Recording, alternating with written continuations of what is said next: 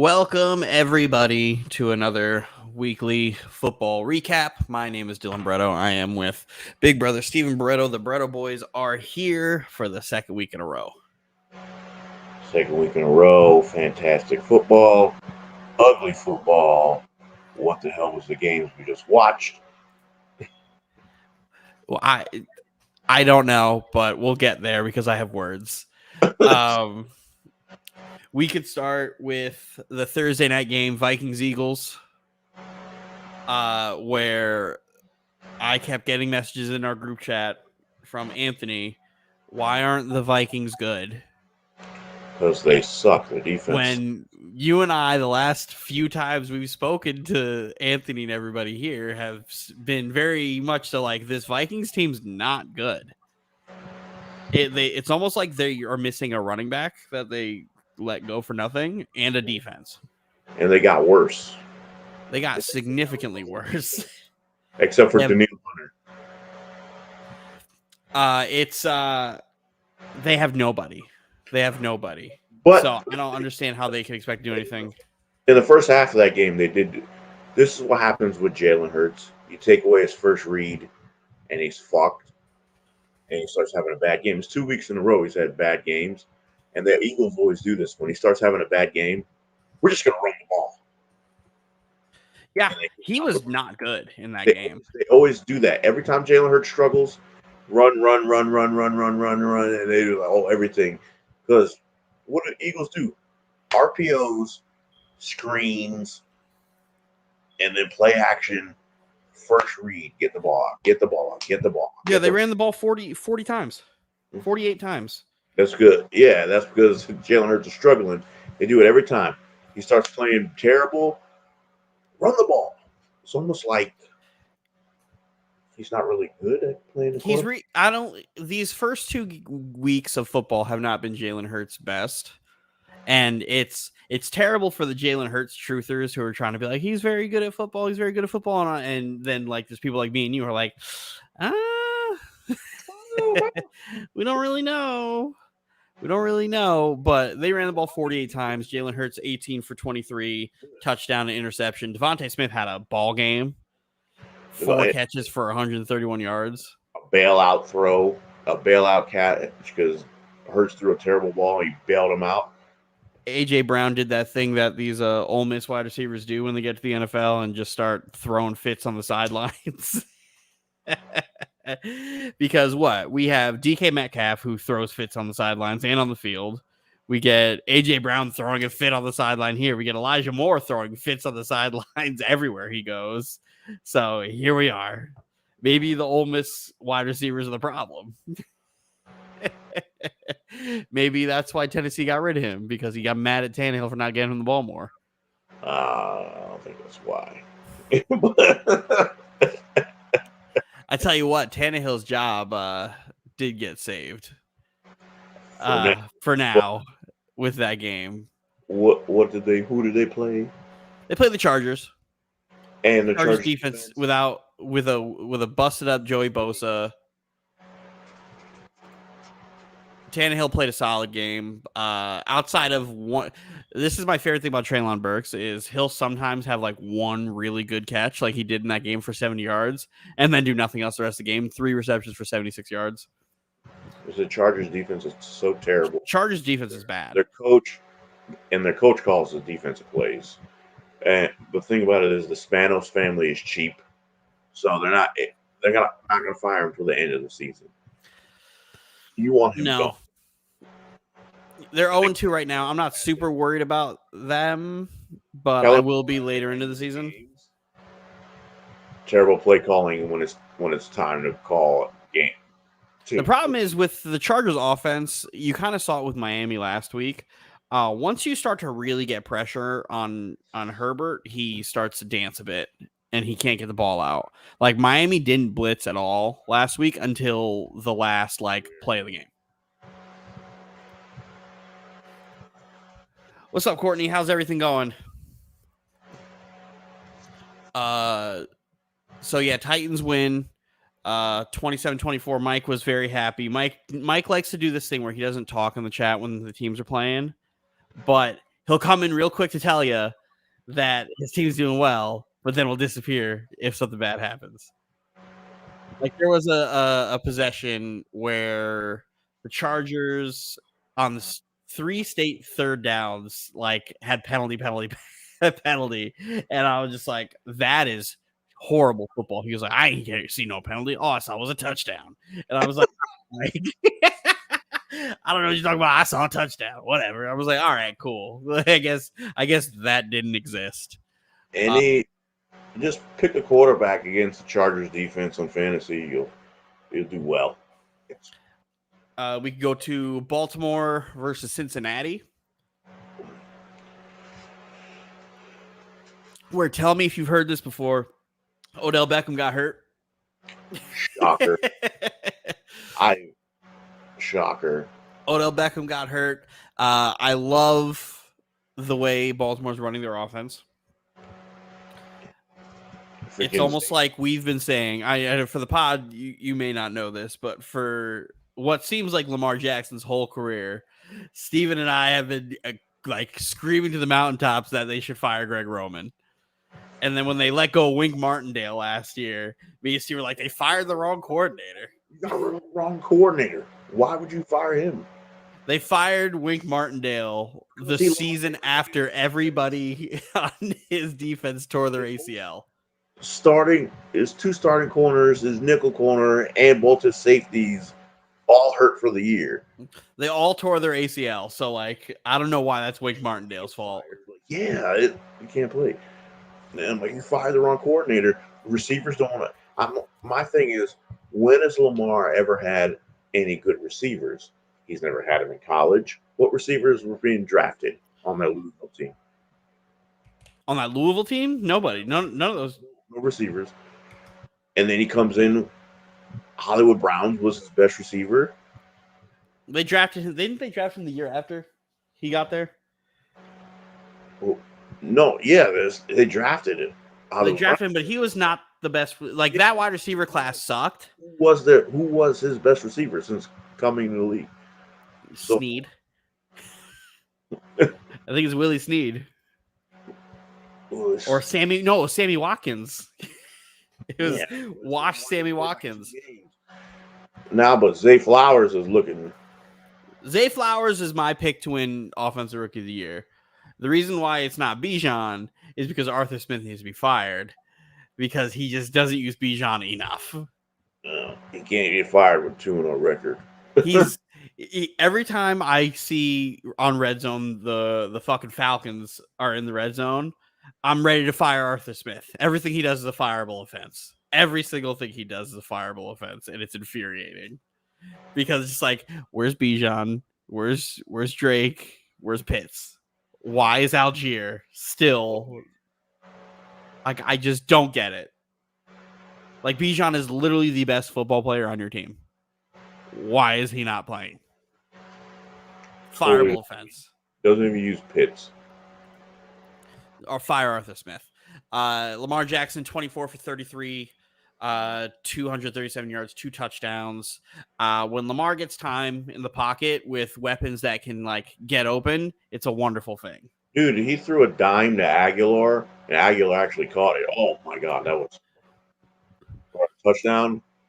Yeah, that touchdown play was nasty. It's crazy that, like, forever when I would talk to Ravens fans, they'd be like, we don't need wide receivers. Da, da, da. I'm like, no, you need wide receivers. Your current wide receivers don't get open. And they had, like, the league lowest in separation for what seems like Lamar's entire career. Plus, they couldn't attract wide receiver free agents because they didn't want to. Ravens don't want to spend money.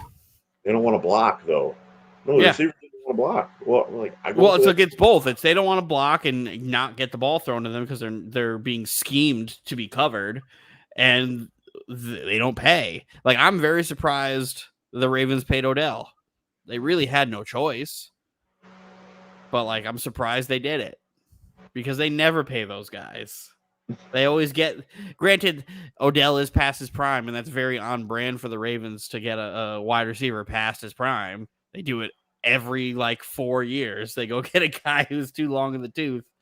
but it's promising for Zay Flowers to do that. Once I think next year when you go get them a real number one after Odell kind of just like goes off, then we could see something. Everybody thought it was be Bateman, but Bateman's not. The problem, Bateman can't his availability. Can't stay healthy, so it's like, all right, you got to move on. Got to move on. Ravens 27, Bengals 24. Re-aggravates his calf injury. Yeah, that's going to be interesting. That's a decision they need to figure out because not only are they 0-2, but they lost 2 division games.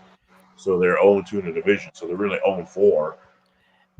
And with the severity of the calf injuries, as somebody who knows first hand, second hand, and now third hand with Joe Burrow, you kind of can't fuck around with the calf strains. Calf strain led to my torn Achilles. Calf strain led to Aaron Rodgers' torn Achilles.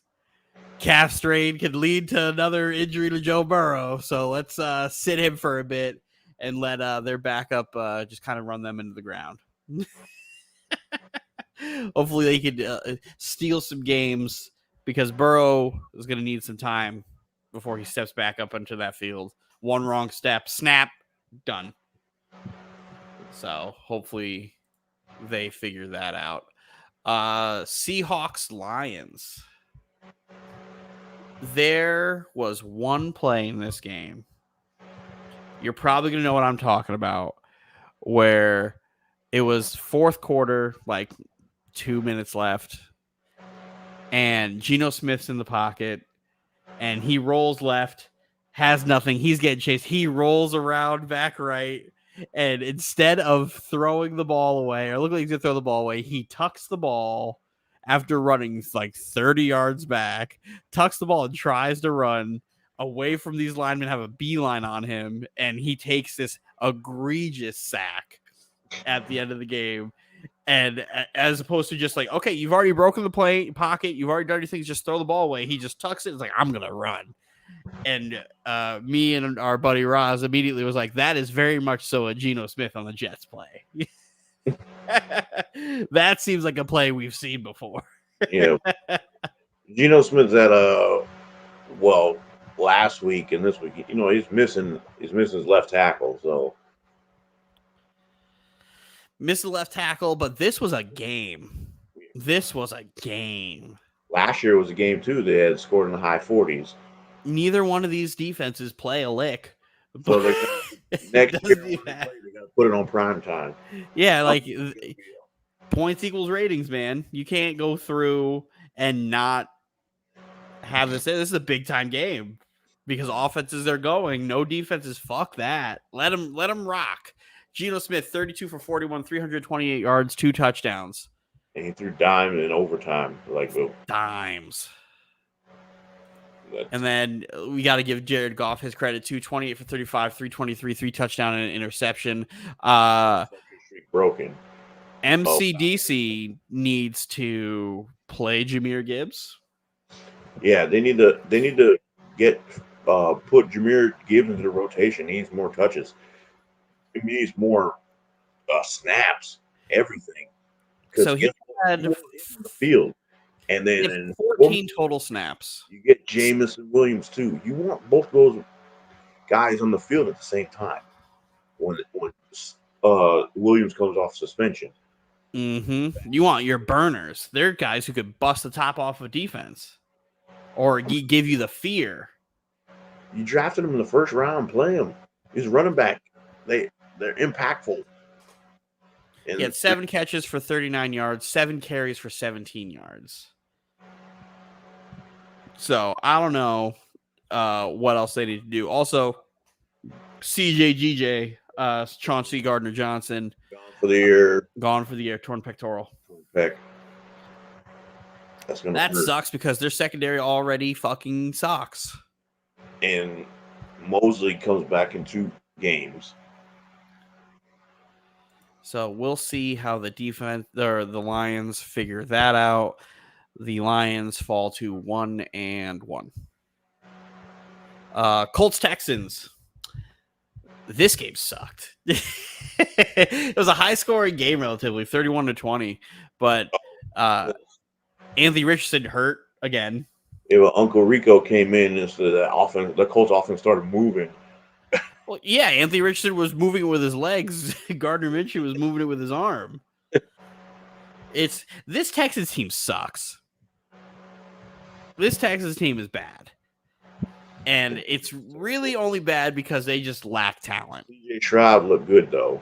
He did. I will give him that. He didn't go out there and stink up the place. It's just everybody else on this team is so bad. Like offensively, outside Nico Collins was 7 for 146 and a touchdown. Everybody else on this team is fucking bad. John Mechie 1 catch for 17 yards. Is he on a snap limit? I don't know, but that's his first game, so okay. So he might be on a snap count. Yeah. As far as their defense, they got 0 pressure. Like I don't know the exact pressure stats, but there's no sacks, no interceptions. Will Anderson is the only person on that defensive line that really does anything. Jerry Hughes is long in the tooth. Well, there's a reason they had like the second pick of the draft. They're probably gonna have another top 5 pick. There's a lot of work to do. At this point, it's just gonna be Marvin Harrison Jr. is gonna be a Houston Texan. New head coach. Marvin Harrison Jr. is gonna be a Houston Texan. That's gonna be electric. That'll be good. Also, the GMs are doing their quarterbacks.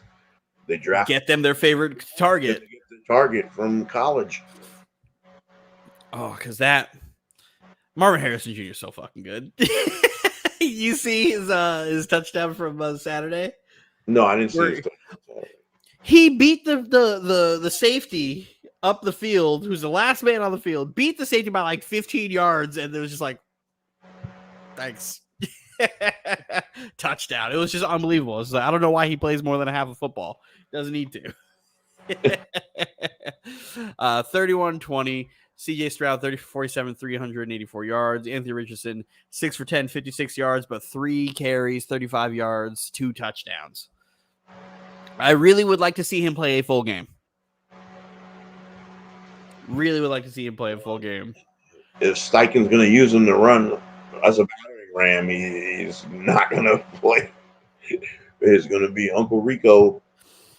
It's so crazy where it's like he has these flashes of Cam Newton so bad sometimes, but then there's the other flashes of Cam Newton where Cam Newton just like missed guys because he was just throwing lasers. It's like, oh, all right. Well, fuck. And I want this Colts team to be good. He needs to take notes. I see how Minshew was just dot, there, not so hard, not no fastball. Chicago Bears at the Tampa Bay Buccaneers. Chicago Bears defense is terrible. Chicago Bears offense is terrible. Justin Fields sucks. Bad, but also they called the same play that was Shaq intercepted screen pass. They called that same screen two plays before. So they called that screen pass 3 times in a row. So it's a combination of everybody. I watched Chicago Bears fans on Twitter all collectively turn on Justin Fields at the same time on Sunday. Yeah, he missed some throws. He missed some bad throws. He didn't make throws. He held on the ball too long, but then he made some throws.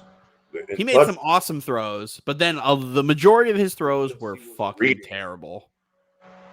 He was bad. He had a very hard time reading that defense. And I know when we made our predictions, we both had the Bucs being fucking horrible. And for me, I forgot how good their defense actually is. Well, their defense is the thing. It's the same people on the defense, but the defense was bad last year. Nick Chubb's out for the rest of the year. Yeah. Well, I could have told you that. Oh yeah, I know. I didn't see the play to. I saw the play. I'm like, oh, that's Blake bent the other way. That's the same knee he fucked up in college. Yeah. He Fields was fucking horrible, and there's that one play where there was the slot receiver literally was in on a seam. They were playing single high. The guy on the single high follows the guy on the deep end. He comes down for that guy, and then like the other one follows to the corner, and he's wide open, and he just doesn't get that ball out. Yeah. That play, I was like, oh, you can't miss that. And that's coming from so I'm an expert on bad quarterbacks, right? I consider myself an expert on bad quarterbacks because as a Jet fan, I've watched nothing but bad quarterbacks for, I don't know, my whole life. So I know a bad quarterback when I see a bad quarterback. Justin Fields is a bad quarterback. This isn't Ohio State anymore. And when that draft came up and the Jets had the number 2 pick of the draft, you remember me being like, I don't know if I want to take Justin Fields. I don't know if I want to take Justin Fields. I told you not to take Zach Wilson. I told you he was a bust. There was no winning. If you didn't get Trevor Lawrence, you didn't win. No. Every quarterback taken after Trevor Lawrence sucks. Like, it's Justin Fields, Zach Wilson, Mac Jones, Trey Lance suck. All of them. I don't want to. Yes, the Tampa Bay Bucks are 2-0, but they beat the Bears barely. They beat the Vikings and they beat the Bears. The Vikings barely. We have to temper our like Bucks fans. I think already understand that. I think when we made our predictions, me specifically, when I made my predictions, I made it based off of Baker. Yeah, I made it off Baker, and then they lost Jensen for the year, and the way their defense played last year. But they still. Everybody's back. They know they're gelling. Baker has what seems to be a really good rapport with Mike Evans. Because, man, good thing I picked Mike Evans up in both of my fantasy football leagues because he's been fantastic. Baker Mayfield, 26 for 34, 317 and a touchdown. The thing about Baker Mayfield is when he can find a way to make himself the underdog, he does this stuff where he just looks good. When everything kind of comes back, when it all comes back and people have expectations for him, that's when we see the real Baker Mayfield come out. The very emotional, throwing fits and interceptions, Baker Mayfield. But right now, this is a high for him. Yeah. This is a very much so a high for him. So we're gonna see when the competition gets better. Yeah, 26 for 34, 317 and a touchdown. Mike Evans, 6 receptions, 171 yards and a touchdown. Ridiculous. I'm in a fantasy league I'm in where I have CeeDee Lamb and Mike Evans. Oh, so you got like 60 points from both of them. Yeah. I had Kirk Cousins as my backup quarterback. He was on my bench. Rashad White, 17 carries, 73 yards, and a touchdown. That I like to bring that up because when we did our draft live and we got the guys coming in from the Twitch chat asking who they should pick, and we're just like Rashad White. Yeah. And he's only going to get more of the carries and more of the targets. Nobody's there. Nobody's there. He's the only one that's fast on that offense. I'm looking forward to who do the Bucks play next week? The Eagles. Ooh. Should be interesting. Eagles. Hold on. Eagles are losing everybody in the secondary. They just lost Maddox for the season. Let's go to see what Vegas says really quick before we move on to the next game in the slate, because if this is like a 4.5, like 5.5 point spread, I may take the Bucks. The Vegas zone. We're going to FanDuel. Let's take a look. Because they're front Shaq Barrett and I tell you what, the Eagles' offensive lines look a little old. They can stop that. Yeah, they can stop. They can stop. Well, unpack. When Jalen Hurts can't get rid of the first read, they look bad. But guess what happens when they start running the ball? They start bullying everybody. The spread's 5.5. So we have Vita Vea and Shaq Barrett. Yeah, I may take Tampa Bay plus 5.5. It depends if Tampa, well, whoever Todd Bowles does, design take away that first read. But they're gonna have to Listen, stop the run. Bill, them facing the Patriots first was the worst thing that I think can happen for them. Because now they have bad tape on Jalen Hurts. Like recent bad tape on Jalen Hurts. And again, Tampa Bay is plus 5.5. I may take that. They got strength on strength. Eagles O line, Tampa D line. That's strength on strength. Tampa's got a solid secondary though too. Their secondary is going to be solid. I don't think it's better than Devontae and AJ, but their linebackers are also really fucking good. Devin White apologized to everybody. Yeah, I forgot how fun it was. I should have never asked for a trade. He's only playing against the best linebacker he'll probably ever play with in his career, unless he were to go to like Baltimore. Matchup. Those guys taking away the RPO is because those guys will be flying. Like, I think Todd Bowles is an awful head coach, right? But he is a hell of a defensive coordinator and hell of a defensive game planner. Tampa's offensive coordinator? Who is Tampa's offensive coordinator?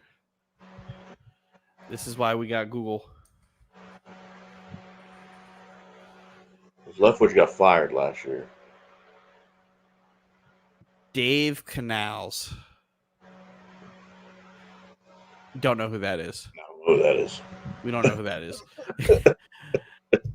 But that's going to be a very good game. And that could set a nasty tone for the Bucs in that division, too. If they go 3-0 and they beat the fucking Philadelphia Eagles, that's wild. Something always happens with the Super Bowl loser. And it looks like it's happening now where it's like they don't look great. They're getting wins. They're still getting the wins, though. You can't. They're ugly wins, and ugly wins are still wins, but they matter. They're playing against the Vikings. That shouldn't have been that close. Well, the Vikings were their own worst enemy. They kept fumbling. Those 4 fumbles. And the Patriots, I can understand the Patriots one because everybody sees Bill Belichick and like everybody just gets fucking scared. And especially if it's your first time playing Bill, and that was Hurts' first time playing Bill. So it's like, oh, all right. Yeah, he's like, what happens? I like how I was saying, it's the rain. Like Mac Jones didn't have a problem though in the rain. Mac Jones still sucks, but he was playing better than Hurts in the rain. So you can't play. It's the rain. And they got a 14-point head start. Ugh, fuck the Patriots. Chiefs Jags. I want to talk about Brandon, but then I don't want to talk about Brandon.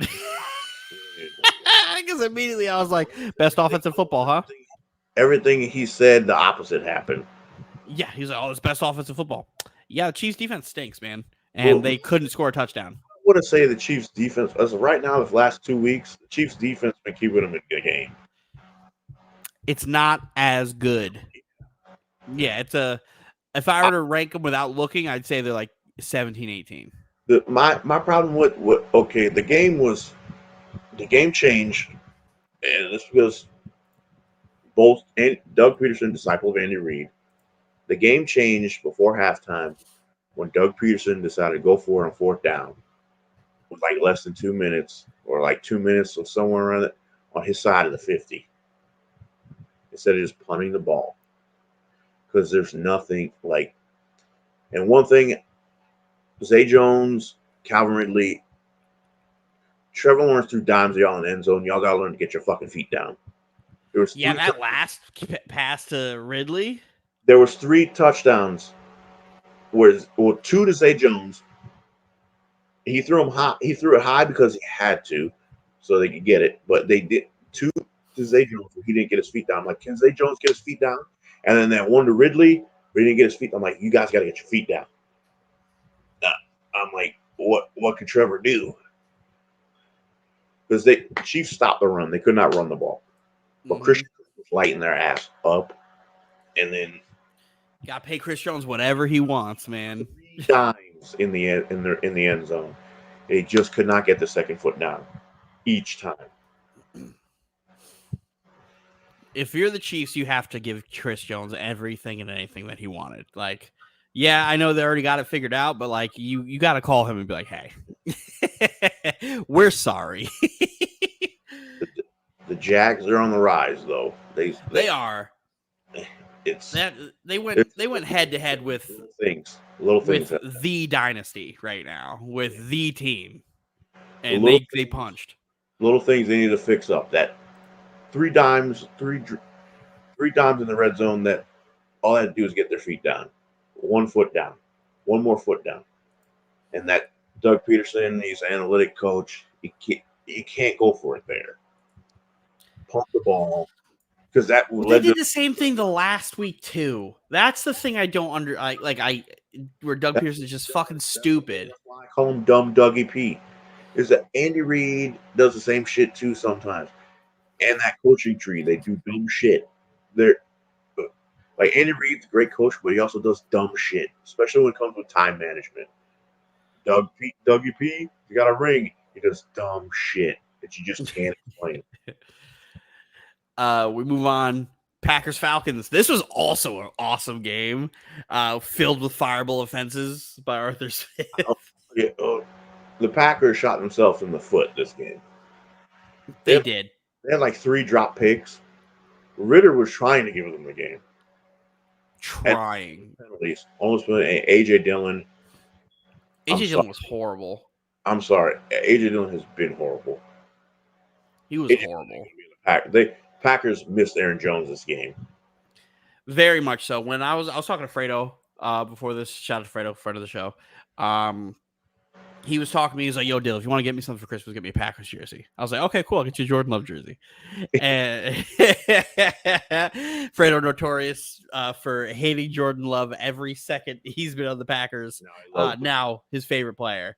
He said, "No, get me an AJ Dillon jersey." I said, "Fredo, I'm not going to waste my time to get you a jersey for a player who's not going to be on the team next year." And he's like, "What do you mean?" I was like, "He's not going to be on the team next year. They're going to let him walk." There's a reason that they were trying to get Jonathan Taylor. Like, they're going to get rid of AJ Dillon. It just makes sense. Hopefully that hamstring is not that bad. They need Aaron Jones back soon because, like, the ball couldn't move. Quadzilla is not. He's a short yardage back. He can't do it. He can't be the bell cow. He's not working. He needs to be used short yardage situations only. And any of those Falcons running backs. Algier, Robinson had himself a game, but it just seems like he's never there in the red zone. Never. Whenever the second they cross the 20, they're like, "Chill out, Bijan. You're good." Chill out. Like, I had a crisis of confidence because I almost played Drake London, and if I played Drake London, I would have won. Yeah, but if I would have played Drake London, he wouldn't have got a single target again. Yeah, he was using Drake London this week. I'm like, okay, Kyle Pitts. Kyle Pitts is there. Never. Kyle Pitts had 1,000 yards as a tight end his rookie season. You know how hard it is for a tight end to get 1,000 yards? There haven't been that many seasons. Kelsey is the only one that can do it consecutively for 7 years. No one else has only done it. Any other tight end in history only has 2 seasons of 1,000 yards. Not even consecutively. The tumble that Jordan Love took at the end of that game, trying to snap the ball and falling into his offensive line. And I said, if that was the Jets, this would be on every fucking news station with, the Jets had the butt fumble. Now they have the butt tumble. Blah, blah, blah, blah. Tush push. Wasn't ready. There's only one. Every time shit like that happens, I mean, like, if that was the Jets, this would be all over the place. Everybody's copying that shit now. Who was it? Somebody said that they should ban it. I'm like, why? Because there's a team that does it so much better than everybody else. Philly's the only one that does it really good. Who was doing it yesterday? Another team was doing it yesterday. I think we tried to do it. It was terrible. No, I can't remember. But some of the teams were trying to do it yesterday, and it worked. But then, it works. You just have to practice it. They practice it. Yeah, that's their thing. They also have a quarterback that's going to do it. Like Jason Kelsey is famous for saying, "Oh, it's a 98%er when we do it." I've never seen them not get it off. And they're so good at it, they can run it 4 times in a row and get a first down. They did that in the Super Bowl. They did that in the Super Bowl. They got to fucking 2nd and 4, and they did it twice in a row. And like that's why I hate that Jalen Hurts gets credit for that as a touchdown, because it's like, yeah, you're just running QB sneaks 4 plays in a row. Like, we're just gonna count that? That should be like its own separate, it's like stat at this point. Like, they're just really good at it. I'm very curious to see like next year when all those guys are gone and they try to run it without Kelsey, without Lane, without those guards. Yeah, Get it done. The offense is good. The offense and defense, they pay Jalen Hurts. Rent is due. You can't keep everybody. Let's go Raiders Bills. Anthony went into this. Anthony sent me his predictions for last week. He gave me scores and picks, and he told me he was going to get 12 right. I told him I would give him half a point for game right, half a point for score right. He has 3.5 points on the week. What do you pick for this game for the Raiders to win? Oh, don't worry. He picked the Raiders to win 31-28. They lost 38-10. Don't let what the Raiders did against the Broncos fool you. I said Jimmy G leads the league in hospital balls because he's got Jacoby Myers killed and Devontae Adams killed. The Raiders suck. They do. Who knew? Who knew they would suck? Yeah. Oh, but they destroyed the Broncos. The Broncos suck. The Broncos also aren't very good. Like, Russ had an anomaly game yesterday. You know what the problem is? The Broncos now. We'll get to that later, but the Raiders. Go ahead. I'm sorry. You have to, this is why we say, oh, it doesn't matter who you play. Yeah, when you play a bad team and you look good, you played a good team. We just saw what happened in Buffalo playing against the Jets last week. What the fuck happened? It's almost like the Raiders defense got worse. And the thing is, the Jets aren't like, that's not even good team. That's just like good defense. And then like, hey, the offense did something by accident. It's Matt Crosby and some cotton candy around. It's terrible. They are so fucking bad. He was like, oh, our defense is doing that thing where they suck. I'm like, no shit, Anthony. I've been telling you that for 2 years. Your defense sucks. Your offense sucks. Your quarterback sucks. Your coach sucks. The thing about the Bills is the Bills can't stop the run, right? Bills are not built to stop the run. They stop the run. You stop the run on this Raiders team, they have nothing. Now it's just like, cool, we're going to stack the box. We'll play single high. Devontae, do your thing. When you play Jimmy G, who needs take away his first read. When you play Jimmy G, he needs to run to be successful. Take away the run, he's not going to be successful. You make Jimmy G quarterback, it's bad. Take away the run and take away the first read, much like you take away Jalen Hurts' first read, it gets a little dicey. He has to try to create something that's not there. Those who Jalen Hurts can run. Jimmy G tries to run, but he's not that. It's not going to happen. Jimmy G also threw 2 terrible interceptions yesterday. He always does. He always throws balls to the other team. 2 or 3. The other team just got to catch. 16 for 24, 185, a touchdown, 2 interceptions. And another wide receiver in the hospital. Again, the second that happened, I was like, leads the league in hospital balls. I don't know why he's throwing these receivers into harm. Like, you're going to probably get Myers back next week. It looks like Devontae Adams is cleared to go, but, like, he ate a nasty hit. And Jacoby Myers, like, went full retard on the field last week. That was... that was bad. There was nothing he could do. It was right there, like the defender And I know he was trying to make a hit, but they called a penalty on him. Like, but even though that was like, what's the defender supposed to do? He is standing right there. He's gonna die. Yeah, like that's He's gonna die. Roz in our group chat was like, "That's a dirty hit." I was like, "Eh." He's like, "What do you mean, eh?" I'm like, "If he would have caught that ball, is it a dirty hit?" And he goes, "Yeah, it still would have been a dirty hit." I'm like, "I don't know. It sounds to me like I think that would have been a good hit." It's a good hit. It's just it's a rough hit to do because he was already there waiting.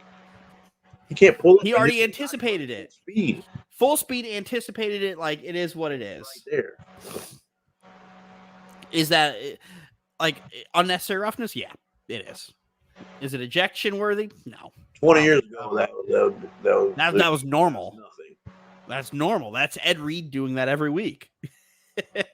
Brian Dawkins baptizing people. Sean Taylor did that, and it was Jack. It was okay. Devontae Adams, Anthony, the second Devontae Adams caught that first touchdown, he was like, one nation. And the one thing I pointed out immediately was on that, it was a screenplay. Nobody blocked for him, but the right guard. The right guard pulled so far, so fast to get in front of Devontae Adams to pancake this corner and drive him to East Albany from Buffalo. I was like, yo, I don't know who that right guard is, but you got to pay him every bit of money he wants. I was like, if you're going to have all day guards fucking killing corners, you guys are going to slaughter. But that, sadly, to Anthony's chagrin, it was not the point. Unfortunately, that was your last touchdown of the day. Last touchdown of the day, and Jimmy G just kept on giving the ball. Josh Allen just destroyed everything about y'all. Josh Allen did Josh Allen things. Everybody forget he had all those turnovers last week. Josh Allen still did a few stupid things. Like I get so annoyed by Josh Allen. Like, I don't know how Bills fans deal with him because he gives me anxiety. He gives me so much anxiety. There was a play where he tried to hurdle a guy for no reason. the defender didn't even duck. He just stood straight up, and then Josh Allen tried to hurdle him, and he caught him. Like, Josh, you would have gotten 3 more yards if you would have just dropped your shoulder. Like, why are we going to sit here and try to act like you're a smart runner? Just drop your shoulder into a guy and just go forward. Like, I don't get it. But, hey, he's Josh Allen. He's endearing. He does these things. People forget that he's, since been in the NFL, has led the league in turnovers as a whole. But whatever.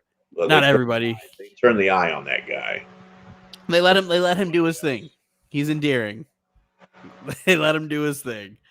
But yeah, the Raiders eat that L. Who do the Raiders have next week? They have the Steelers. The Steelers. A team Anthony is like, oh, the Steelers stink. Yeah, well, they beat the team that Anthony thinks is going to win the division, and their defense looked amazing. Maybe we should not judge teams when they play some of the best teams in football. The Bills play next week? The Bills play the Commanders. That'll bring Anthony down to size for a little bit. Because he's like, the Commanders. I'm like, you haven't played nobody. They played nobody. It's maybe you shouldn't judge a team that isn't quite there yet based on them facing a Super Bowl contender. Yeah. Not even that, it's facing Super Bowl contenders. That's why it's like when we get to the Jets-Cowboys loss, I'm not like mad at that. It's just like, what am I expecting here?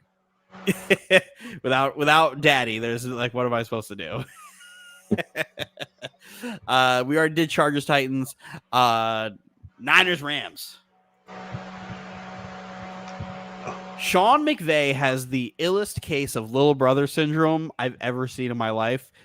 I feel like I'm second to him when it comes to little brother syndrome with things, because whenever he plays Kyle Shanahan, he goes in his bag and fucking kills it.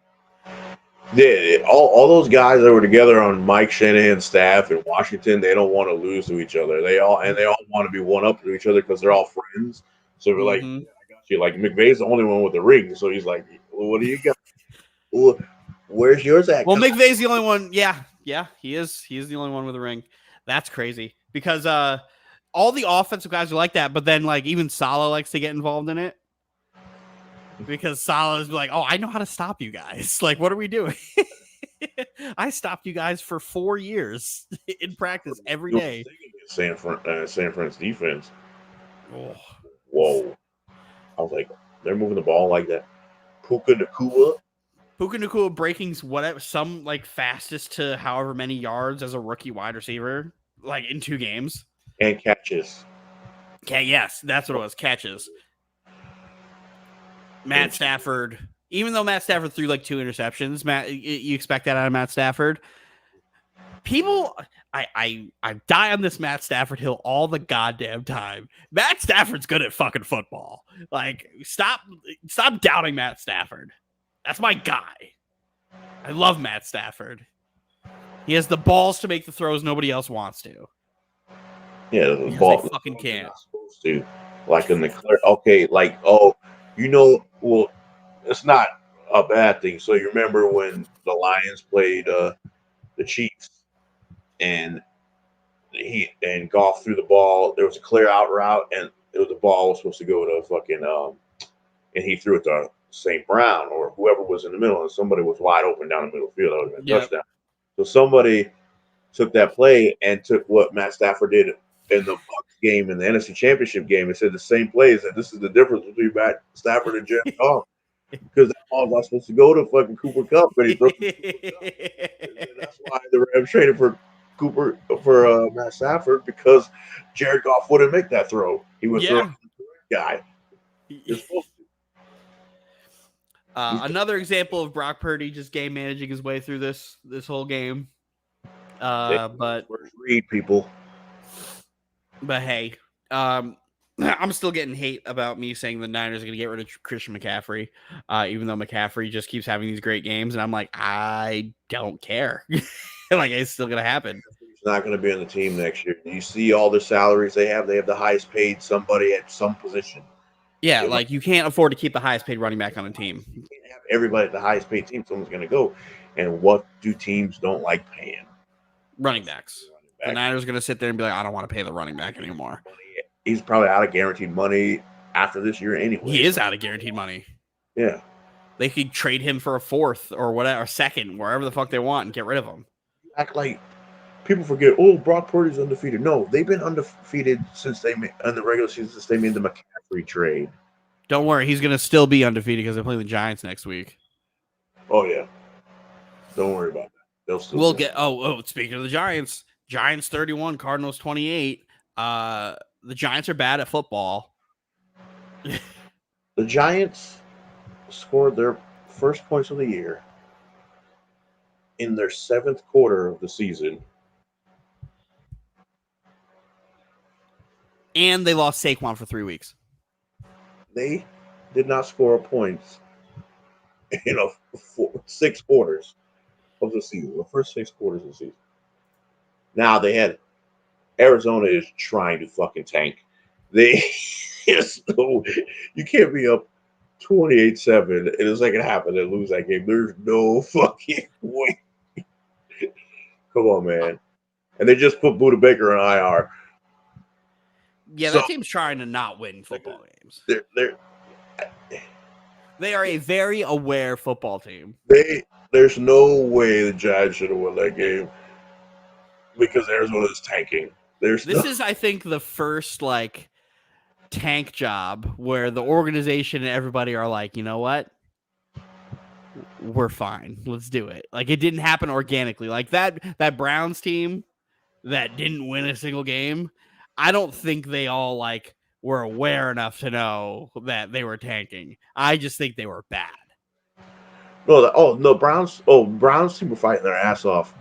They just had that one game they would have won. That Browns team that didn't win anything. It was because what it was like the wide receiver, something happened, I forgot, and they would have won that fucking game. Yeah, they were very unaware that they were tanking. They were trying to compete in football games. They were. Hugh Jackson's crazy for making them believe that they were good enough to win football games. 28-7. And now here are the Cardinals like, you know what? We're gonna show people we can play football, and then we're just gonna not. Washington Communists. This is one of the teams you beat. Don't take anything from those victories you won. Buffalo, you play Buffalo next week. However, Eric Bieniemy is doing a great job calling plays. He's doing a great job. So if you get anything out of the commies from their performances in these last couple weeks, it's their offensive play calling has been very good. It's been very good. Sam Howell, who's not great, has been very playable and has been like a really good player in against the teams he's played. Playing the Bills, we'll see. But if they can establish the run, they'll be fine. The other New York team, Jets Cowboys. Cowboys 70, New York 10. 30. Stop it. No, 70. We beat both New York teams, scored 70. Oh, yeah, but you can't lump that into us. 70-10 against New York. You can't lump that into us. Your team I thought the first half was good, except for the defense not being able to get off the field on third down. All the penalties that we had on third down were just ridiculous. And just like, all right, we're shooting ourselves in the fucking foot here. The Jets got outcoached. We got everything, right? So everything. Roz, our buddy Roz, is also a Jet fan. And he's sitting there and he's like, well, you got to play man. You can't keep playing zone. Like CeeDee Lamb's eating the zone. I was like, they're playing stack formation. Like, why are you going to run man against that? Everybody's going to get beat. He's like, well, they're getting beat anyway. I'm like, it's just the game of chess, man. That's all it is. They're getting the ball. Game of chess. You're not getting him. You're not even getting sacked. You didn't even get a sack. It's what, like, you play man, they're going to run man beaters. Like, the second he said that, you guys ran comebacks, like a 15-yard comeback after he calls for man defense, after CeeDee Lamb caught some pass across the middle. Then they come out in man, you guys ran comebacks, bam. And he's like, I don't understand, like, they're sticking to the scheme. I'm like, well, they're not sticking to the scheme. They're moving. I was like, the Jets blitzed more yesterday than they blitzed in, I think, like 9 games. Because we couldn't get pressure. Dak was getting the ball out. And, like, the receivers were just getting open. Like, it's that simple. You guys hid CeeDee Lamb in the slot. And then on DJ Reed's side, like, or whatever, we didn't move Sauce. Wherever Sauce was, CD was not. Yeah, Sauce only lined up on him like 4 times. Yeah, and like again, no catches. Like, he did his thing, but like, you schemed CeeDee Lamb. He was everywhere. He was lined up. You scheme CeeDee Lamb everywhere. Like, that's how you use a wide receiver like that. Like, we should do the same thing with Garrett Wilson. Yeah, your coaching staff is okay. You should have never, like, there was no reason to abandon the run. Breece Hall getting 4 touches is... Breece, well, he's still on a pitch count. So even he was supposed to only maybe get 10, and then we went down 3 scores. So Breece wasn't going to see the field. And once Dalvin fumbled that ball, Breece was not getting in the game again. But it was still close. You didn't have to, it was 9, whatever. Well, no, once Dalvin got stripped by the best player in football, Breece was never getting back in the game. So 10-7, what the, like 17-10, 17-10, whatever the fuck it was. Yeah, it was 17. Yeah. Oh, it was 18-10 going in half. Yeah. Right? We couldn't move the ball at all. The only way we moved the ball was on that touchdown where Garrett just like killed Stephon Gilmore at the line of scrimmage. That's all that was, right? We would have scored again, but DeMarcus Lawrence hit Zach's arm on that wide open Garrett Wilson throw. And I was sitting there, I was like, you got to be fucking kidding me. Because was that Diggs that was on him? Yeah. Because he killed him on that route. I was like, holy shit. And Garrett Wilson does his thing. Like, I'm not going to get mad at Zach for those interceptions because he was trying to do something. You're at the point of the game where it's like I know Zach's not fucking good, right? Like, I'm not going to kill him. He's not supposed to be playing football. That's the long and short of it. Playing this year, but the coach, like, You can't run the Rodgers game plan with Zach Wilson. No, because he's not Rodgers. The guy out. He can't. He's not He Rodgers. back there and read the defense. He doesn't know how to do that. You have to help him out. You got to get him easy shit. When you're sending him out there, you stop running the ball with Dalvin Cook and Brees Hall. He's back there running for his life. You guys can block Micah Parsons to save your fucking life. McCole Hardman didn't play his first snaps of the season until the fourth quarter. And I sat there, I was like, why hasn't McCole Hardman seen the field, but Randall Cobb has? Randall Cobb's slow ass. Like, Stephon Gilmore is still like a top 10 corner, right? Stephon Gilmore has lost a step speed-wise, right? Why is the speed guy not on the field? Randall Cobb only works with Rodgers. Randall Cobb, like, I was so pissed when Randall Cobb got on this team. I was so pissed because I was like, he's taking a spot from somebody who probably deserves this because he's just Rodgers' guy. He's not a playable wide receiver anymore. He's not. He only works with Rodgers. He only works with Rodgers because when Rodgers breaks the play down, Randall Cobb's there. He knows where to go. He already knows what to do. You need to help Zach out. And there's only one guy on the team Zach really can't overthrow, and it's McCole Hardman. That's the only guy on the team he really can't overthrow. Him and Garrett to an extent, but McCole Hardman's a burner. Like, you got to help the kid out a little bit there. I'm very disappointed in the defense for doing stupid penalties. Like, Sauce dropping that pick six is like right now still like irking the shit out of me because he was gone. There was nobody stopping him on that play. And he was able to get Dak to make that fucking throw. And the whole key to this whole game was hit Dak, make Dak turn over the ball. And that was your chance. That was your chance. We got how many sacks we got? I think we got like one. We got one sack on the day. Yeah, Solomon Thomas. Yeah. And that was in the red zone. And then the very next play, we had defensive holding and a roughing the passer call. One, the roughing the passer call was not a roughing the passer call, but like, it's so stupid that there still is even there. Yeah, but he was already like going into it. That's the hard part about a lot of those.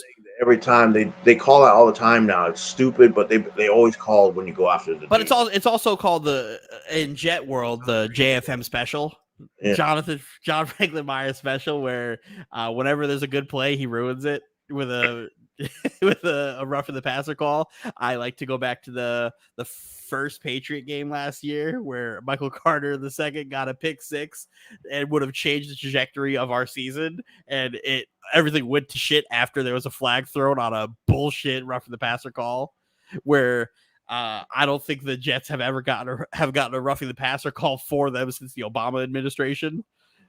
Yet here we are. I watched Mike White get sawed in half twice in Buffalo and no call. The Jets need to figure out something. All right, are we going to adjust the play calling, or you're going to go sign a quarterback? The problem is, if you go sign a quarterback, that quarterback's not going to be ready to play for like 4 weeks. So it's like, I don't know what you're supposed to do here. We play next week. We play Bill. And the good thing about that is we play this Patriots team on the defense side of football well. The problem is Skippy over here does not. Skippy does not. So this Jets defense made Josh Allen 3 interceptions and a lost fumble. And after watching Miami's defense against this Patriots team, I was sitting there and I was like, oh, if Mac is struggling against this Miami defense, he's going to have a fit against our defense. Well, the Patriots play the next 2 weeks. They play us, and then they play Cowboys. Those are 2 of the best defenses in football. So I got a lot of shit when I said I think the Cowboys are going to the Super Bowl, right? You're not going to say it because you're a Cowboy fan. You want to put that jinx on you, right? I think people really need to start looking at the Cowboys as like being the best team in football, like as a whole. Like, despite what you say about or anybody says about Dak or whoever, this defense is the best team defense in football, like bar none. I don't think it's a fucking chance. They have this guy is not the best defensive player in football. He is the best player in football, period, in Micah Parsons. Like, there's nobody that I've watched that does what Micah Parsons does.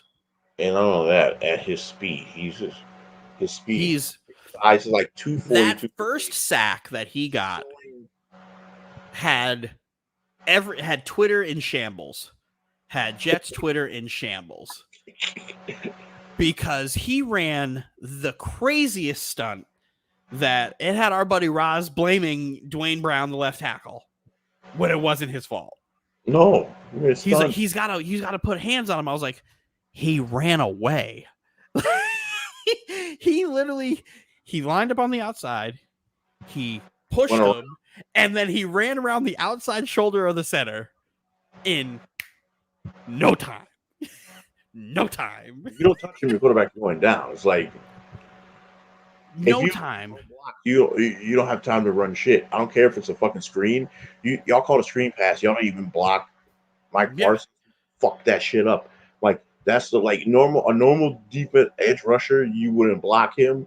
Mike Parsons, you can't. Runs like a 4.3. Nope. You can't do shit about it. The person you blame on that play is Elijah Vera Tucker. And the only reason you blame Elijah Vera Tucker, because I forgot who it is on Twitter. They always do a great job with play breakdowns, because they do it so simple where they just have the circles and the numbers. No, it's not Baldinger. It's some guy on Jets Twitter. He just has he has the field, and then he has circles and then the numbers on them. And then he has the play motion, so you could see everything smoothly on paper.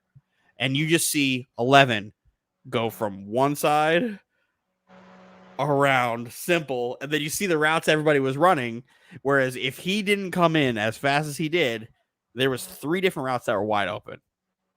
Just no time. And Elijah Vera Tucker, when it happened, the whole left side of the line was blocking somebody. Mekhi Becton was blocking somebody, and Elijah Vera Tucker, like right before Parsons gets through the gap, just kind of veers off to the right and looks for somebody to block. He was in there's 2 guys inside on the defensive side. And he was on the outside. He was on the outside. So the 2 guys went outside, and then he went around them inside. That's how he was. Yep. And I was sitting there, and he's like, Dwayne Brown has to be better. I'm like, I can't blame Dwayne. Like, I would love to blame Dwayne Brown. Like, I'll be the first. I'm always looking okay for blaming somebody, right? Very okay with blaming somebody on every fucking play. What I won't do is blame a guy whose fault it's not. Yeah, it's not the left tackle's fault on the stunt. The problem is there was no running back there. Not like it would have made a difference, right? Because the Jets love using Michael Carter as their passing back to block. Figures the smallest guy, and he would have got obliterated. Wouldn't have stood a fucking chance, right? So once that play happened, I was like, we're not going to get it down. We're not going to get a yard. And Michael Parsons made your boy Bart Scott look bad.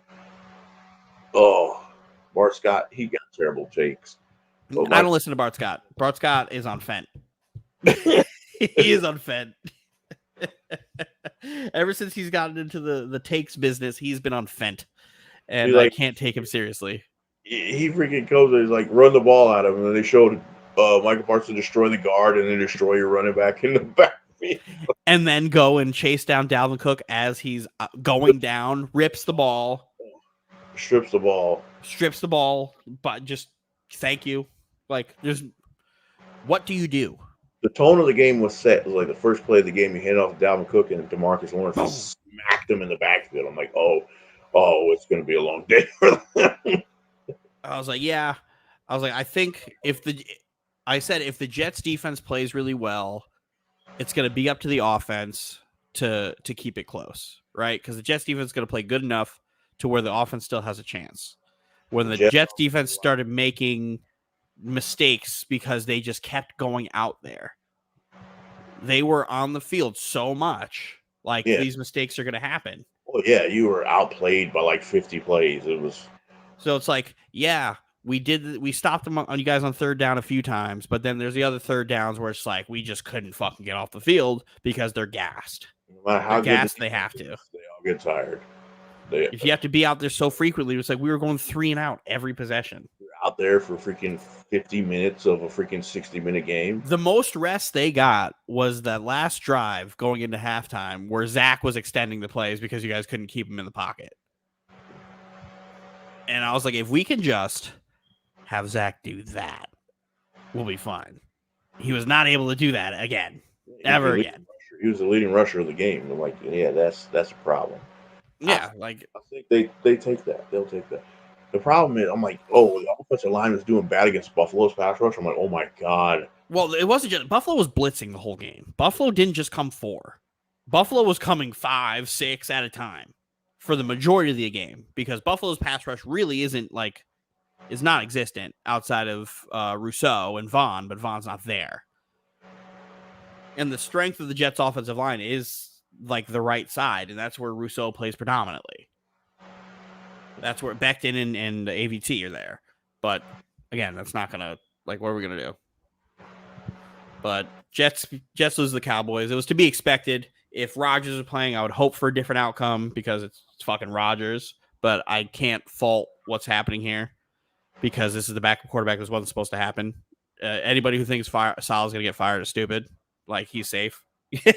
Like, he gets the extra year because of the injury. It's terrible if he has another couple 4 more bad coaching games. He'll be on the hot seat.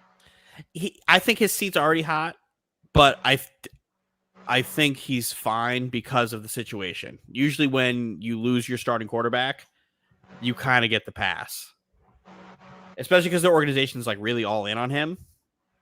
So if you're well liked by the organization and, Rodgers tore his Achilles, you're going to be back next year because he's only there because of this staff. You hire a new staff and then you get rid of Hackett. Why is Rodgers here? Commies Broncos. Okay. Russell Wilson did that thing where he had an anomaly of a game where he was really only completing 30-yard passes. He was actually not bad this game. The Broncos offense wasn't the problem this game. You know what the Broncos problem in the past 2 games? Defense. The fucking defense, which was the strength of their fucking team last year. Their defense can't stop them. A cold. They don't have a lot anymore, right? So they still have Surtain. Their secondary's fine. They don't have a great front. They have the rest of the second. Surtain's fine. The rest of the secondary. Surtain and Simmons. But whoever Damari Mathis, he sucks. Justin Simmons is I thought he left. No, he's still there. It was the Bengals safety left. Bates. Oh. We get our light-skinned safeties mixed up here. But no, it's Justice Simmons and Surtain. Outside of that, it's the same thing that happened last week against the Raiders. It's the whoever offense. It's whoever's on 27's getting the ball. And that's exactly what teams are going to run on them all year because Damari Mathis sucks. And outside of Randy Gregory, this team really doesn't have a lot. It's and even when they had Chubb doesn't produce on the sack leaderboard as much as people would like.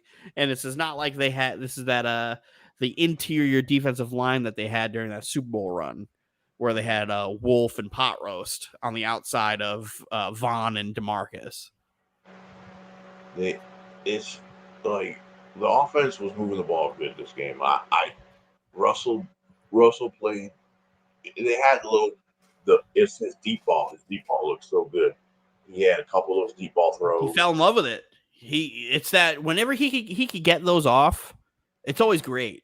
Yeah. But it's how frequently do we see him do that nowadays? When it's not forced, right? Yeah. And then they had the fucking Hail Mary. That play was ridiculous. But then the 2-point conversion, Sean Payton never gets pass interference calls, no matter what happened, and like it's like the Sean Payton coach team not getting a pass interference call. How outrageous it is. They're not, I'm like that 2 point conversion. That motherfucker. They should be trying again.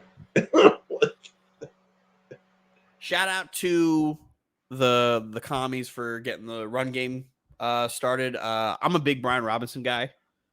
I enjoy Brian Robinson. I think he's very good. Sam Howell played himself a good game. It's good for Terry to get back there. They need these guys because next week's going to be tough. What's his face? Jahan Dotson needs to be used more. I'm a big Jahan Dotson guy. Give Jahan Dotson all the balls. Not because I have him fantasy, because I don't have him in fantasy. I just think Jahan Dotson's good. They're trying to reestablish Terry and as the guy, which is great. The running backs a lot. They do, because Brian Robinson 2 for 42, and Antonio Gibson 3 for 44. He was their third and fourth leading receiver. Were running backs. I really like this Commanders receiving core. I really like Diami Brown. I liked him when he came out of North Carolina. And then freaking Logan Thomas die from Kareem Jackson hit. Big day for safety hits today. I don't know if Logan Thomas is going to be available next week. But. Big day for safety hits this week because it seemed like there was a lot of hard safety hits like the NFL of old. Broncos Patriots. For every motherfucker who told me Bill O'Brien was a good offensive coordinator, I want you to fucking shut the fuck up. Shut the fuck up. It's almost like I told you outside of Tom Brady, he never had any success. Like, I just don't understand it. That nerd put Bill in a fucking blender. That nerd, y'all dared McDaniel to run the ball, and he ran the ball. That's the thing he does best. He beat y'all. He beat y'all by running the ball. You wanted them to run the ball, and he beat y'all doing what y'all wanted them to do. Because here's the thing about Miami: they're the fastest offense in the NFL. Hands down.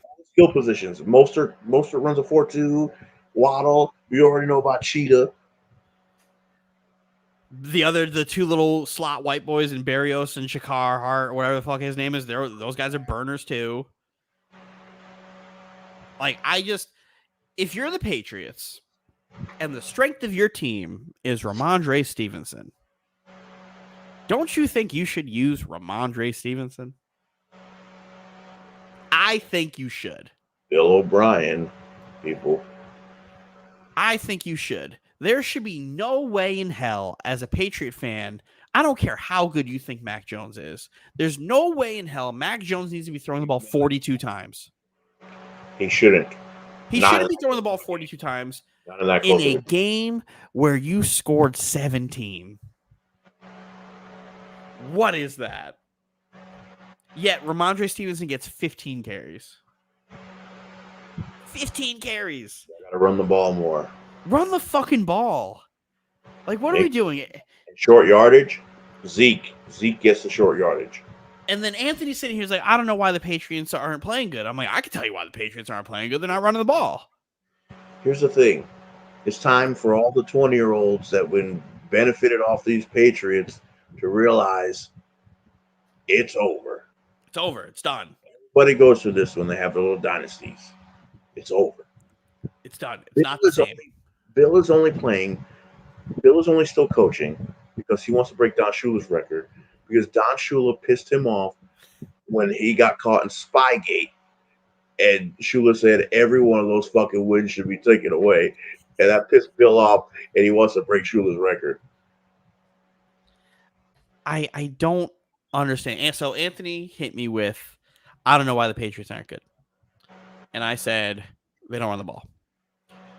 It's very difficult to get this team involved or working if you can't establish the run. He's like, they need more explosive plays. I said, who on that offense is explosive? Ramondre Stevenson. And you need to run the ball because the receivers suck. He sat there and he was like, well, Juju's good. I was like, Juju's fine, right? Juju's not a great receiver. Juju is a slot, short yardage, possession catch. Like, I can run a good route and get open, throw me the ball. Like, I'll come down with it. Eyes. No. Like, outside of that, he's like, Kendrick Bourne is fast, but Kendrick Bourne sucks, right? He's not a real receiver. And you got sorry-ass Devontae Parker.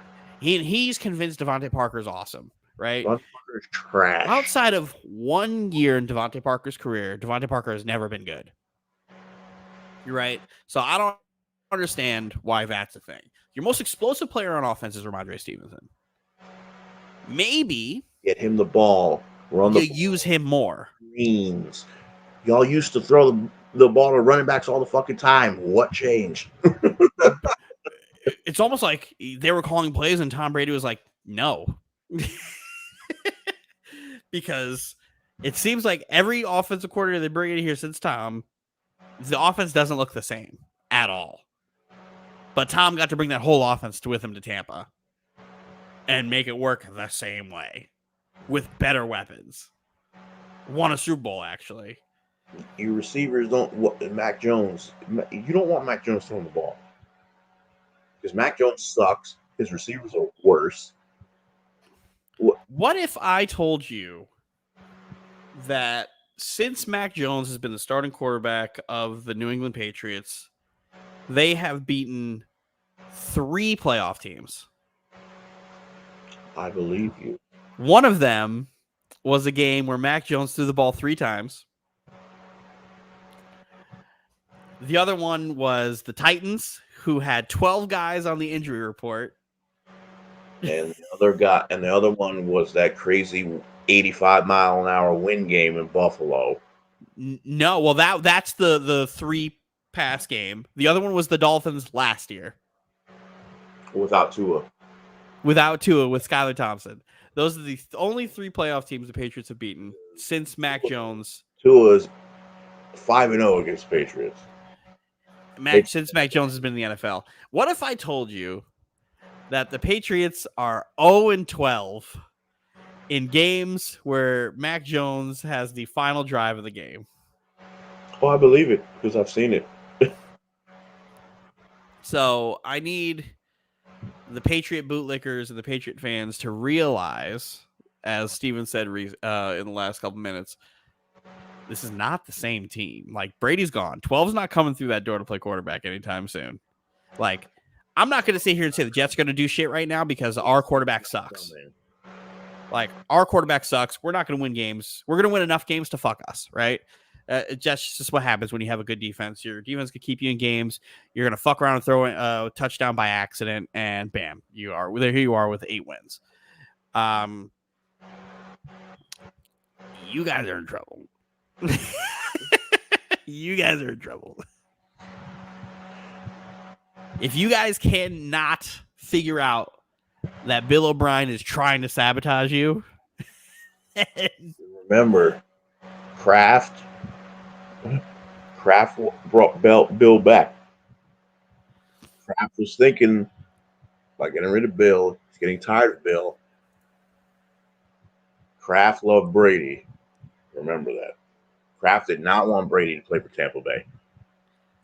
However, the Patriots defense is still very good. Still very good. I will give them all the credit in the world on that. I still think Bill is one of the best defensive minds in football.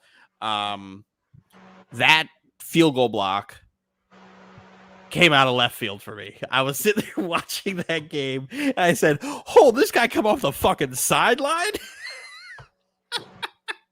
He set a guy in motion on defense, timed it perfectly. I was like, that got me fired up. What the fuck? He just fucking just. He literally came off from the sideline. Like, he wasn't on the fucking field. He couldn't have been. You know, he's Chris Collins was like, Mike, yeah. He told him when he got drafted, you said next to Matthew Slater. My favorite thing from this game, this is the last thing we'll talk about before we go, is that touchdown pass that Mac Jones threw to Hunter Henry at the end of the game. The second they come back from commercial, Chris Collinsworth, he's like, hold on, timeout. That is an illegal formation. You can't do that. Hunter Henry ran down the field, blocked for Gesicki, and then ran around. That's not a touchdown. And I'm sitting there, and I am notorious for hating Chris Collinsworth. I think Chris Collinsworth is annoying, and I think he's just fucking stupid. But when I saw that, I became a Chris Collinsworth truther. I was like, see, these motherfuckers stink. No, you see him when he gets mad and like, okay, Terry McCauley, the freaking ref they have, when he's like, last year he pissed off Chris Collinsworth. McCauley was like, oh, it's something about a wide receiver pick, and it's a wide receiver pick, and then Chris Collinsworth was like, well, let me give you the wide receiver version of this. I'm trying to run my route, and then I run into this guy. Oh man, I don't know if people know about this, but Collinsworth was a receiver when he played the NFL. That brings me back to our game of Madden today, where I had my guys run a nice little pick on you to get the running back open. Great route. Now let's get to tonight's games. Carolina Panthers lose 20-17 to the New Orleans Saints. I have a couple friends who are Panthers fans. I have a couple friends who have already turned on Bryce Young. You can't turn on Bryce Young. He's not used to the. He was in Alabama. He had the best linemen. He's not used to. He's got to adjust. He had the best everything, but there's some throws here that he missed today that are just like I expect every quarterback in the NFL to make. It's growing pains. It's growing pains because he one thing about him he's doing right now. He's holding the ball way too long. And he's like, he just got to throw it away. He's holding the ball and he's running. He's running out of bounds, getting like a 1 yard loss instead of throwing it away. It's a learning curve. You got to understand, he was at Alabama for 3 freaking years. And he never really got pressured until like. Never, because he had the best talent everywhere. Until the national championship game against Georgia when they blitzed his ass. Where they got his ass. He never really got pressured. And they gotta do better. Like you got Panthers have some receivers. They do. They have decent weapons. They have it. And DJ Shark. You gotta get them involved in offense. Like, okay, your running back's not really good. You need more Chuba Hubbard. The problem is they paid Miles. Yeah. They played Miles Sanders, so Chuba's going to get less and less. But Frank Reich runs the freaking quarterback system.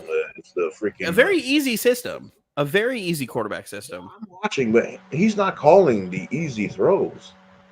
The play calling is bad too. Like, okay, he's putting Bryce in a bad spot, and it's tough as again a bad quarterback expert. That's what I think I've labeled myself at this point. I'm going to eliminate the Mamba now that I'm walking, and I'm just going to put the bad quarterback expert. Let's get some RPOs. Let's get some screens. I don't think outside of Chark, I don't think they have the speed on the outside to really get those done correctly. They have Marvin Mims, who was caught some deep passes this game. Their second round receiver they drafted in the second round. Mingo? Marvin Mims. Wrong team. Mims. Mingo. Yeah, Mingo. It's tough to, again, as the bad quarterback expert, it's hard to talk these Panthers fans off the ledge. It's hard. A car accident waiting to happen. Hey, he gave them the game today too. He tried, but man, they still won, and it's going to be like that for the rest of the season. And it's going to go back to me being like, man, fans, you just got to be easy. Wait till he's still learning. He should never even be playing from the beginning. Yeah, they got nothing else. Your offensive line's not good. Their offensive line's terrible. So you got that. I knew their offensive line was terrible when we played them in the preseason. They played their starters and we played our second string. And our second and third string defensive linemen were eating them alive. We're eating them alive. he it's going to take time. He's got to learn Frank Reich's system. He played for Alabama. How many offensive coordinators did he have at Alabama? I think it's 3. They had a new offensive coordinator every year. Every year, and it just takes time. And to give him wait till next year we find out if he's terrible or not. They need offensive line. They need a lot of shit. There's a reason why they freaking had a top pick in the draft, even though they traded for Chicago for it. It sucks because their defense is like a piece or two away from really like being dangerous because they can't stop the run to save their fucking life. Stay healthy. JC Horn getting hurt again is so disappointing. So disappointing because they legitimately have a top corner in football. Brian Burns. They have a top corner in football that the world doesn't get to see how good he is because he just can't stay healthy. And Lord, somebody save Brian Burns. Somebody save Brian Burns. Like the first play of the game, it was like, and the announcers are like, I think it was Orlovsky's like, watch Brian Burns here on the side. They said, pay attention where he's lined up right here. He's over here on the left side right here. And then boom, see? As soon as he says that, right, Brian Burns destroys the left tackle and hits the shit out of the car. I can only imagine what Brian Burns would look like in a different defense where they're like, you know what, we're just going to, you want to be Micah Parsons? You see 11? Do you want to be him? Yeah, but he's not as fast, but you want to try? No, not even that. But Parsons got extra help. He's still got Lawrence in them. No, that's what I'm saying. Imagine him in a different defense that has a little bit more help. And they're like, you want to be 11? You want to be like that guy? Go ahead. Because now guys are going to draft defensive players to see if they can find another Micah Parsons. Yeah. And it's a copycat league, and everybody's going to be bad at it.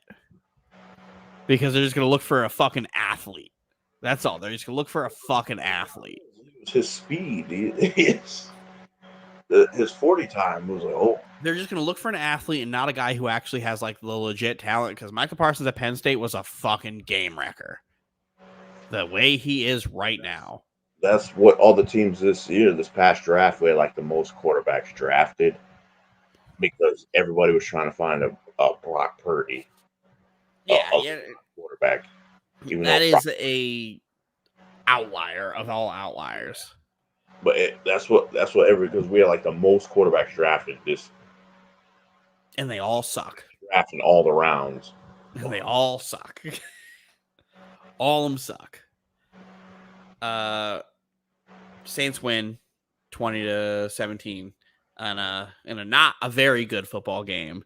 But then we could go to this Browns-Steelers game that was super exciting. There's a lot of chicanery going on here. It was an exciting game because it was just a matter of who's giving the ball away.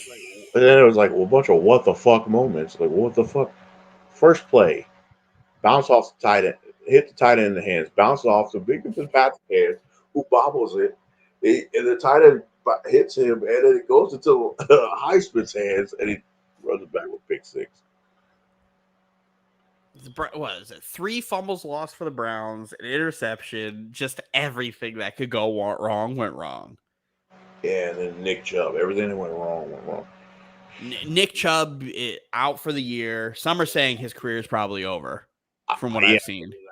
But I don't want to watch it again. I saw it again because I went back and rewound it, and I'm like, yeah. Ugh. I have to watch it. I didn't get a chance to see it. I have to watch it. There's another angle. Someone sent me the other angle. I'm like, oh god. Because he in college dislocated his kneecap and tore his ACL and MCL. LCL, from what I understand. And all the CLs. Yeah. All of them. So now if he dislocates his kneecap again. It wasn't like this. It was like his leg bent the other way. You should probably do that thing where you just step away. Bending how it normally is, it bent the other way. Oh. And now they're probably going to have to bring Kareem Hunt back. Yeah, that's the thing I saw is like the Browns have already made contact with Kareem Hunt. So if they get Kareem Hunt fine, like they're gonna like he knows the system already. He's gonna be going in there and be fine, and he's gonna be awesome. It's just it doesn't hit the same when you don't have Nick Chubb and Kareem Hunt. It's not like Kareem Hunt's not a running back one. I always have to remind people Kareem Hunt's not on the Chiefs anymore because of not how bad he was. He's not on the Chiefs because he thought he was a kicker. So we had a Kenny Pickett. Was it Pickett or Watson? It was a throw. I caught it and popped up in the hand like fumble, and that person went, and then it fumbled again, and then it fumbled out of bounds. Like, that's what I'm like, what the fuck is this game? And then you have like freaking Kenny Pickett and George Pickens, boom, 70-yarder gone, like out of nowhere. Like, what the fuck is this game? It was an unbelievable game, and Running back running a 70-yard run. Like, what the fuck is going on right now? how do you think Deshaun Watson's looked so far this season? In the 2 weeks that we've seen, I know it's only 2 weeks and a small sample size. Okay, because I don't see a resemblance of the Deshaun Watson we knew at all. He's playing okay. He's not playing like the Deshaun Watson that was in Houston. What was it? Anthony called somebody a stat patter. I think he called Joe Burrow a stat patter, but was like, Joe Burrow's never had a year like Deshaun Watson. I was like, fun fact, that 1 year Deshaun Watson had never had anything close to that. I was like, they won 4 games that year. That 1 year Deshaun Watson had that year like 4,800 yards. That was when JJ at the last game of the season, JJ Watt went up to him and said, "Sorry, we wasted 1 of your years." Yeah, and then that was the last time he played football. They won 4 games that year. Dude threw for 4,700 yards, like 1 billion touchdowns, because they were down the whole every game they played. They were losing. So he said something along the lines. It was like, "Oh, Joe Burrow has never had a year like that." I'm like, actually, Hopkins. Yeah, I was like, actually, Joe Burrow has had more years like that than Deshaun Watson has. So now we're looking at Deshaun Watson looks like he's mid. I wouldn't say he's been average so far. Like today, that game was crazy. 22 for 40, 235, a touchdown and interception. Even against the Bengals last week, it was just like, what is this Deshaun Watson? I'd still take him on the Jets in a heartbeat, like we should have instead of drafting Zach Wilson, but whatever. Looked like he missed football in 2 years, so we're gonna see. Exactly. And then for all the people who are telling the Jets to go sign fucking Colin Kaepernick, the man hasn't played in 7 years. No, the man hasn't played in almost 10 years. This has nothing to do with him personally or anything, because when he got cut, I was pounding the table to sign him. Because he wasn't as bad as everybody thought he was, because everybody else that was on that team left. His head coach left, his offensive coordinator left, everybody on defense left, and they had nothing. They had to reshape that whole team to do so. That was the year Patrick Willis retired. What are we doing here? So I was pounding the table for him. Now I'm not pounding the table for him because he hasn't played football in 7 years. I'm all set. The first 4 weeks in the NFL is always sloppy football because most of these guys don't even play in the preseason. Yep. Deshaun has, though. Deshaun's played in both preseasons. He played in last year and this year. And it's just a matter of him remembering he's an NFL quarterback. Then he was suspended for 11 games. Remembering he was at one point an elite NFL quarterback. In that next echelon of superstar NFL quarterbacks. But right now, I don't see a resemblance of that. I just see him mid quarterback playing. Let's see. Started off the year with 2 divisional games too. So, who do the Browns play next week? The Browns play the Titans. I feel like the Titans are going to win that game. Very interesante. It's a very interesting game. I would like to see the line on that because I feel like that's also another +3 line. Depends. And I took the Titans +3 this week. If they get Kareem Hunt in at some time this week. If they don't get Kareem Hunt in, it's going to be a long day. Well, the backup running back didn't play bad today neither. He played awesome. I think the one thing, they need Deshaun Watson to play good football because that secondary sucks. If Amari Cooper can eat, the Browns will be fine. But if they don't, tough. Because the Titans are going to hand that ball off like 40 times. They're going to run away from Garrett. They're going to run at the weakness of the Browns defense, which is their interior and their linebackers. And they're going to be like, we're not going to throw. Why do I need to throw? I totally forgot they have Zadarius Smith, too. Yeah, they do. But it's like, all right, just run up the middle. Run up the middle. They have success. Because that's what they're going to do.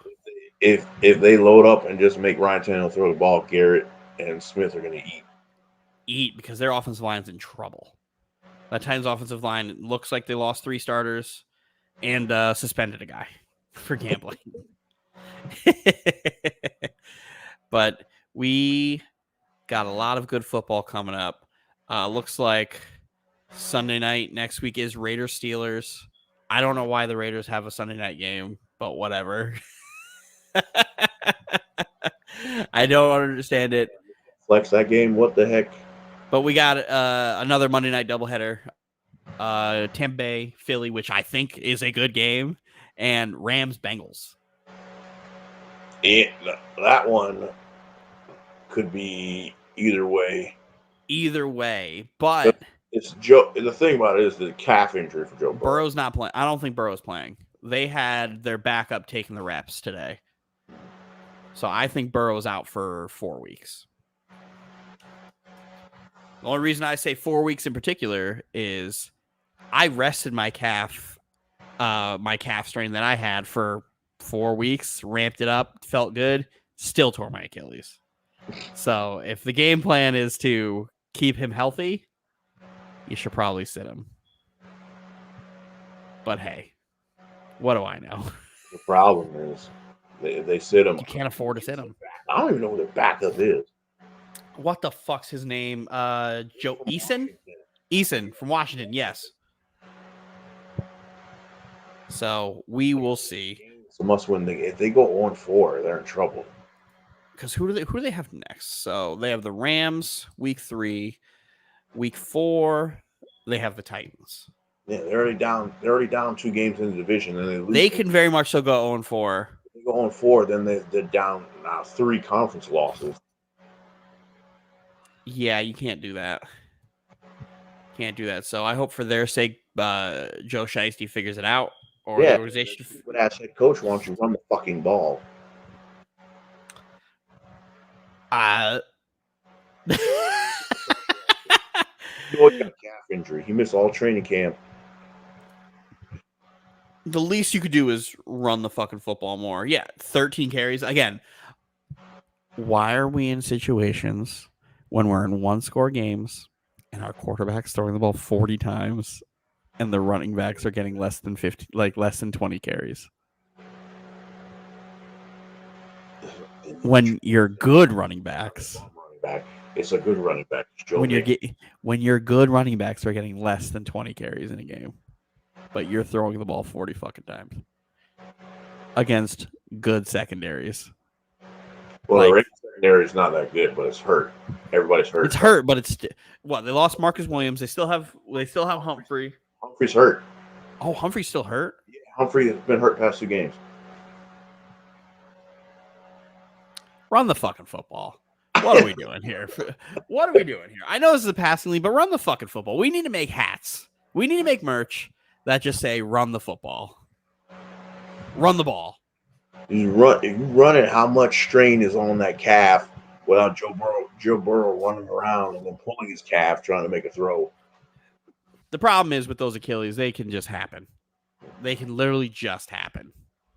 All he has to do is just plant his heel, snap. That's all it takes. It doesn't even have to be a lot. All it takes. Look at me. I'm the Achilles expert now. Shout out to my physical therapist, Bill. He's like, oh, what do you think about that Rodgers news about his Achilles that split? It's going to come back by January. I said, if the Jets if he really thinks he's going to be playing football in January, he's just fucking stupid.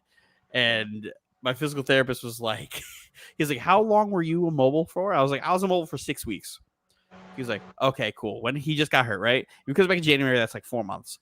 You don't have me currently. I'm 7 weeks post-op. I'm not out of re-injury risk for another 2 months, 2 to 3 months. And this guy's just going to come back with very little rehab and just be able to, play NFL quality quarterback without a risk of re-injury. Much older too.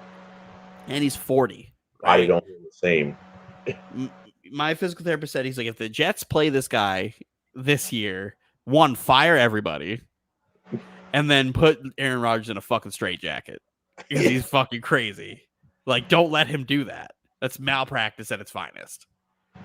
Like, and then Roz gave me examples. Well, Cam Akers came back in 6 months. I was like, Cam Akers is also like 24 years old at the time. Cam Akers is also about to get traded or cut. Yeah, Cam Akers was like 26, 24, 25 years old, not a 40-year-old man, right? Your body recovers completely different. Like, Bill said the worst thing that ever happened to his job was Adrian Peterson. Because Adrian Peterson coming back from that ACL injury in record time has ruined his job and his profession because everybody thinks they're Adrian Peterson. He's like, Adrian Peterson is not a human. Don't use that as your benchmark. You're not him. You will never be him. There's nothing about him that you are. Stop it. Even me, somebody who is healing really well, healing ahead of schedule. Like, I don't have any expectations. Like, I just want to go to the gym, right? That's all I want to do. I want to go to the fucking gym. And he's just like, you're still a few weeks away from going back. I was like, well, great. Like, I could literally drive if I wanted to. I could walk. I could drive. Like, I have my ankle brace that I wear to do stuff. I can go places. Do I get gassed? Real quick because my leg is still shot. I'm still swollen. I can't walk like that, but I can still do it. And here I am, leg pressing, all sorts of like calf raises, all that stuff at my physical therapist. He literally said, I'm just making shit up for you to have to like find a reason to come here. Because I don't want you wasting your time. And all we do is talk fucking gambling and fucking Aaron Rodgers. So tear his Achilles.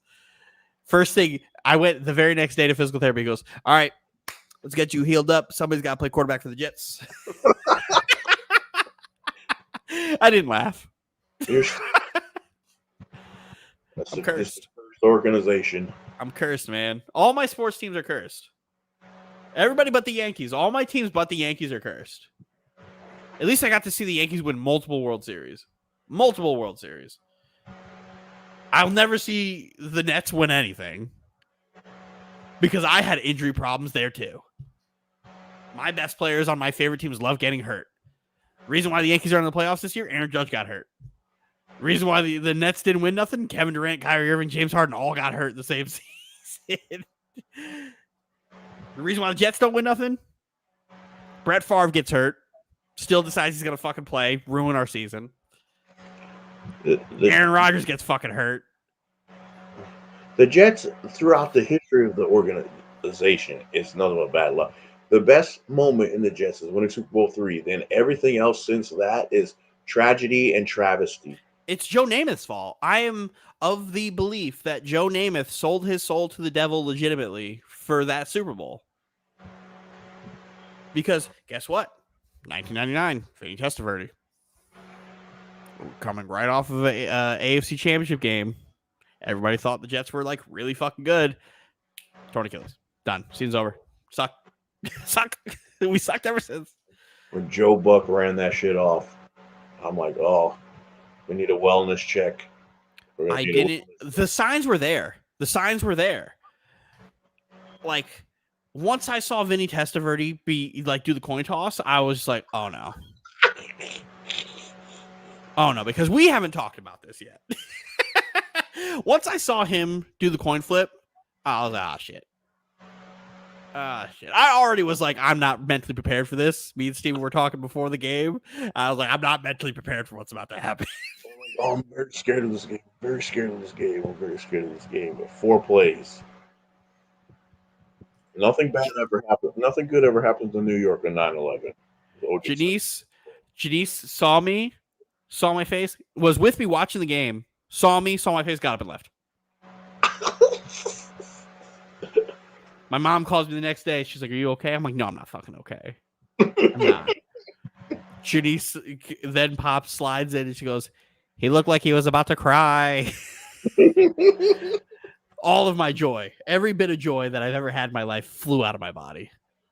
This happens every year, so this is what I get for putting expectations. I don't know this why. Is what I get because it was supposed to be different. It was supposed to be different. Every year it's supposed to be different. Every year. Now, last year my expectations were exceeded. We were supposed to win 5 games last year. So I was happy with how the season went last year. Would I have liked more? Yes. If we had literally any other quarterback in football, would we have been a playoff team? Yes. But it is what it is. I'm fucking cursed. And I'm never meant to be happy ever. Janice's brother calls me and he's just like, don't ever root for this team. Don't ever root for this team. Don't ever root for this team because you're fucking cursed. He's like, the Nets are cursed. The Jets are cursed. The Yankees, all these teams cursed. You're not allowed to root for any team. I was like, I don't want to root for any of your teams. I fucking hate you.